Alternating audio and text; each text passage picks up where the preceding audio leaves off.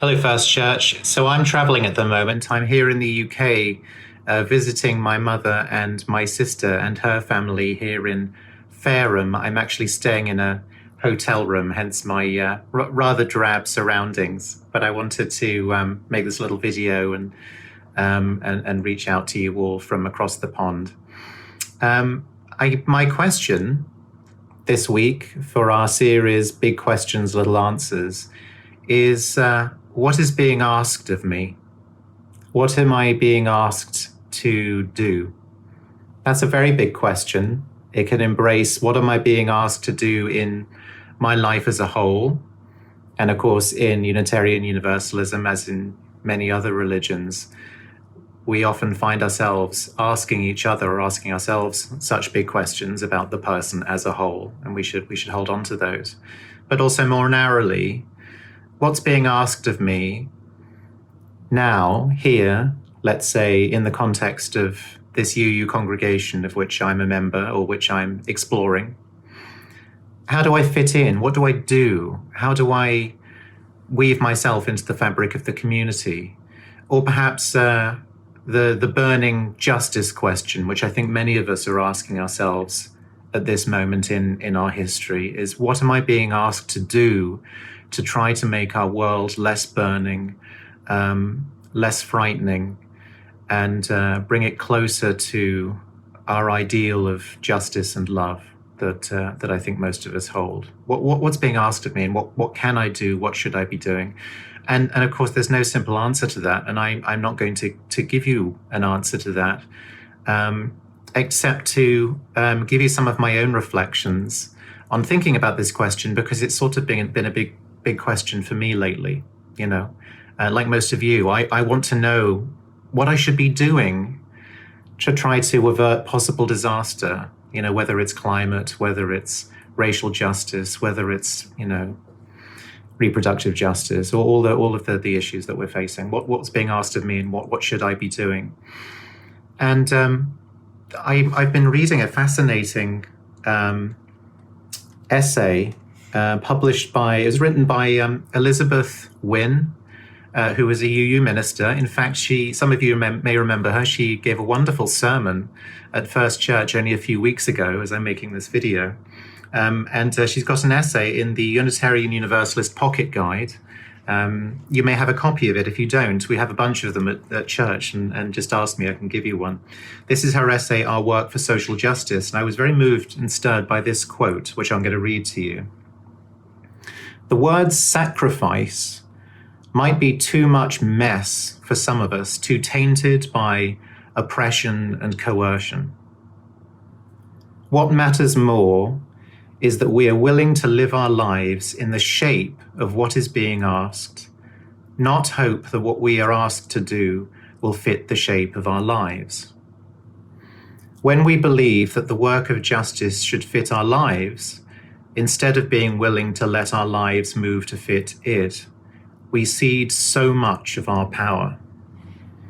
I'm very moved by that way of putting it. I've been reading this throughout the day, actually, and thinking about it, and it's just kept coming back to me, the way she puts it. What matters more is that we are willing to live our lives in the shape of what is being asked. In the shape of what is being asked. What does that mean? I've been trying to figure that out.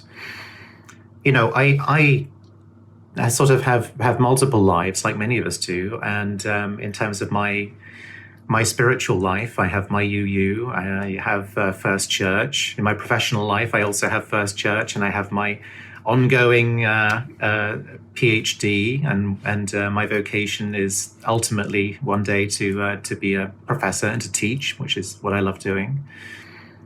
And I find that I often fall back on the question, how do I make my life more like the life that I want to be living in the long term? How do I make my life more closely approximate to my inner ideal? And often I just sort of, that ideal tends to be my ideal of, I want to be a professor. So I've got to spend a lot of time reading books. I've got to spend a lot of time studying in the library. I've got to spend a lot of time, banging on my typewriter trying to get out another chapter of my dissertation and that kind of thing. And we all have our own versions of that. I'm lucky I don't have kids. I mean, if I had kids, then my life would have a whole lot of other pressures on it, and I would have a whole lot less flexible time and space in it. But what is your vocation? Each of us has one. Some of us are lucky enough to have more than one. For some of us, being a UU minister is a vocation, like Reverends Chris and Lauren. For some of us, being a parent is a vocation. And all of us, we make choices to try to build our lives, whether consciously, intentionally or not, but to build our lives around our idea of what we're being called to do, of what is ultimately being asked of us. That word ultimately isn't just a kind of emphatic word there. I mean, ultimate in a sort of spiritual sense. I mean, there's something, I think a lot of us feel that there's something ultimate that we're being asked to do in this life. And for me, it's teaching and trying to discover and create knowledge. That's what I feel like I'm called to do. And we have such a diversity of vocations in our society. That's part of what enriches our society. But I've been thinking too recently, with all that's going on in our society and in our world, there are other things that are calling on me, and I've been ignoring those, right? I need to be doing the work. I need to be showing up for justice in my community, including here at the church and more broadly, in a way that I haven't been. I'm not saying that to guilt those of you with whom this may be resonating, but what is the right way of trying to live so that your life fits what is being asked rather than the reverse, right? How do I live a full and authentic life that hasn't been distorted and gerrymandered and squeezed in order to meet some impossible, unrealizable ideal? No, that's not the question.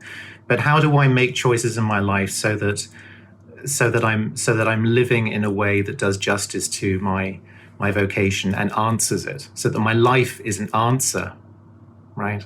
How do I answer the call with my whole life, with my whole self, and not just with my tweets, with my vote, right?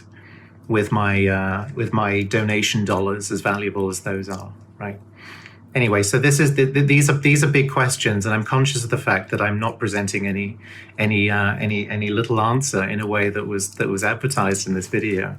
But perhaps you guys can think this through with me, right? What is the right way of living in such a way that our lives answer what we are being called to do? And what are we being called to do now? What are we being called to do now? I'm going to end with a beautiful reading. It's a benediction at the back of this volume.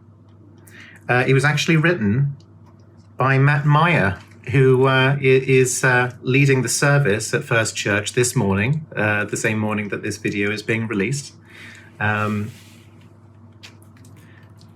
May we go forward in purposeful rhythm, that we may give voice to the melody of our imaginations, the music of our souls, and all the possibilities of a just world, as we might together create it. Go in peace. I know that you normally end with a benediction, but actually I just have to observe. I love the way Matt, right at the end there, links two ideas. The possibilities of a just world is we might create it together, right? Collaboration, working together, building something larger than we could do individually. That's the kind of work that we at First Church try to do. Go in peace, because in working together to create a more loving and just world, we find peace.